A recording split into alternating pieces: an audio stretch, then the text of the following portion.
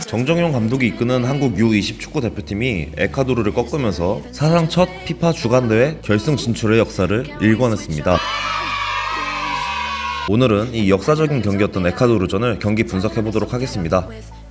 이번에도 에콰도르 맞춤형 전술을 들고 경기에 임했습니다. 우선 수비 시엔 양쪽 측면의 윙백인 최준과 황태현을 내려 5백을 구성하는 것은 지난 경기와 동일했고요. 한국은 남아공전을 제외하면 이 3백 플러스 윙백인 5백을 대회 내내 유지하고 있습니다. 기본적으로 이 탄탄하게 잡아놓은 팀 수비 전술 위에 상대에 따라 변칙적으로 미드필더 구성을 변화시키고 있습니다. 팀 전체적으로 전술의 골격을 정종용 감독이 굉장히 잘 구축해놨다는 생각이 듭니다. 정종용 감독이 얼마나 변화무쌍하게 대회에 임하고 있냐면 예를 들어서 8강 상대였던 세네갈은 중원을 아예 포기해버리고, 즉 중원을 거치지 않고 한 번에 넘어가는 뻥축구 같은 전술을 사용했는데, 세네갈이 청소년 레벨에서 굉장히 피지컬적으로 우위에 있기 때문에 이를 극대화하기 위해 사용했던 전술이었죠. 정종용 감독은 이를 막기 위해서 수비시 이강인과 전세진으로 하여금 측면 수비 가담을 시켰습니다. 그러니까 중앙 미드필더의 숫자를 줄이면서 측면 수비의 강화를 노린 거죠. 5백이라는 기본 틀을 잘 유지한 채 상대의 특성에 맞게 중원과 공격진의 구성과 역할을 바꿔버립니다. 에콰도르 하면 뭐가 떠오르세요? 에콰도르는 남미에 위치한 나라인데 남미 축구하면 뭐겠어요? 당연히 화려한 개인기와 유연한 드리블이 떠오르죠. 실제로 에콰도르도 이런 남미의 전형적인 팀이었고, 에콰도르가 8강에서 미국을 꺾고 올라왔는데 미국을 상대로도 40m 단독 드리블에 이은 중거리 슛, 그리고 중거리 슛에 이은 운전 경합 상황에서 골을 만들어냈어요.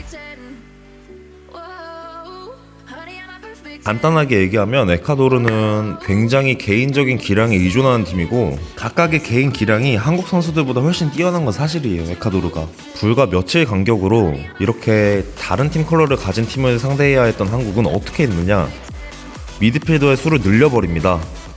중원에서의 영향력을 늘리려고 노력한 것이죠. 그리고 중앙에 위치한 3명의 미드필더는 어떻게 했느냐, 에콰도르의 최대 강점인 중거리 슛을 그냥 차단시키려고 노력해버립니다. 중거리 슛도 각이 있어야 쓸 수 있는 거거든요.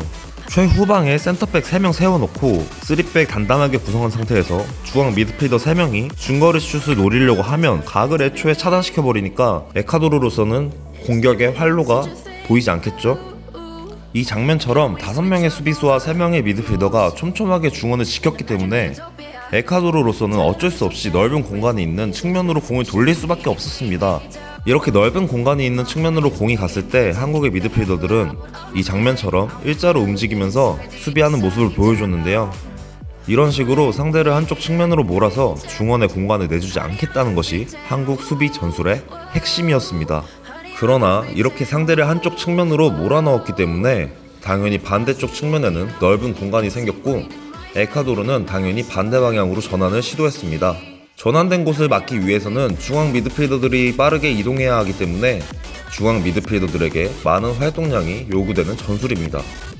그래서 정정용 감독이 체력이 비축된 고재영과 김세윤을 선발로 내보냈던 것입니다. 그러면 이제 한국이 펼치는 공격 전술에 대해서 알아보겠습니다. 한국은 두 가지 패턴을 가지고 골을 노렸는데요. 우선 이 장면처럼 첫 번째 패턴은 최전방에 있던 오세훈에게 길게 볼을 투입한 다음에 제공권 싸움을 시킵니다.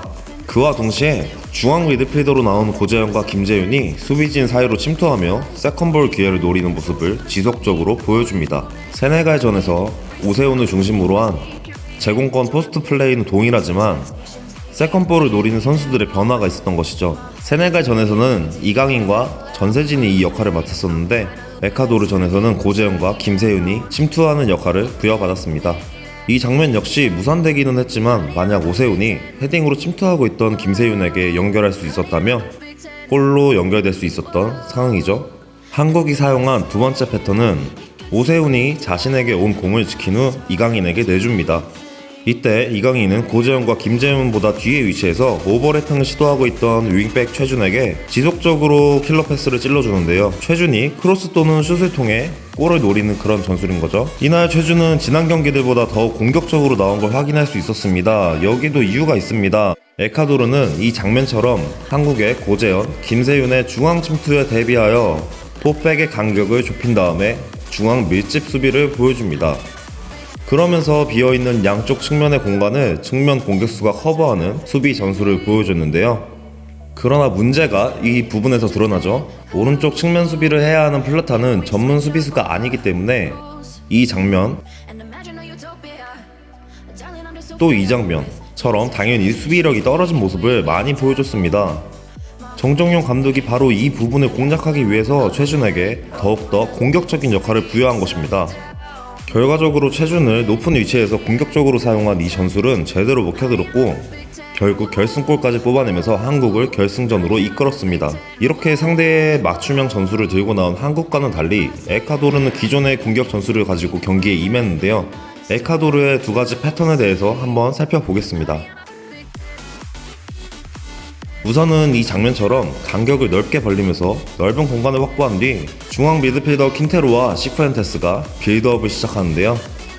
그 후에 이 장면처럼 풀백들이 공격적인 오버래핑을 시도하고 양 측면에 높은 위치까지 올라간 다음에 크로스를 노립니다. 이때 신체 조건이 좋은 플라타가 직접 슈팅을 시도해 골을 넣는 것이 첫 번째로 에콰도르가 준비한 공격 패턴이었고요. 두 번째 패턴은 동일한 상황에서 이 장면처럼 뒤에서 대기하던 중앙 미드필더들이 뒤로 흐르는 세컨볼을 과감하게 중거리 슛으로 연결시키는 겁니다.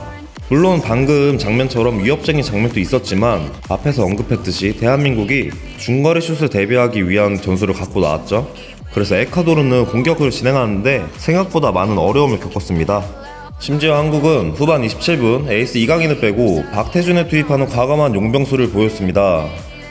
공격형 미드필더 역할을 수행하던 이강인 대신에 중앙 미드필더로 늘려 상대의 중앙 공격을 더 틀어막겠다는 그런 정종용 감독의 교체술이었죠. 에콰도르도 가만히 있지는 않았습니다. 후반 30분 윙백 에스피노사를 빼고 공격수 세구라를 투입하면서 더 강하게 공격하겠다는 의지를 보여줬죠. 그리고 확실히 후반 추가 시간쯤 보여줬던 에콰도르의 공격력은 굉장히 위협적이었습니다. 윙백의 오버래핑을 통한 크로스, 그리고 신체 조건이 좋은 칸파나의 슈팅으로 이어졌고 거의 골이 될 뻔했지만 한국의 골키퍼였던 이광현이 굉장한 선방을 계속 보여줬죠. 그런 말이 있죠. 공격을 잘하면 승리하지만 수비를 잘하면 우승한다. 팀 전체 전술적으로 수비의 기본 틀을 확고하게 잡고 유지하는 게 가장 중요하다고 생각하는데요.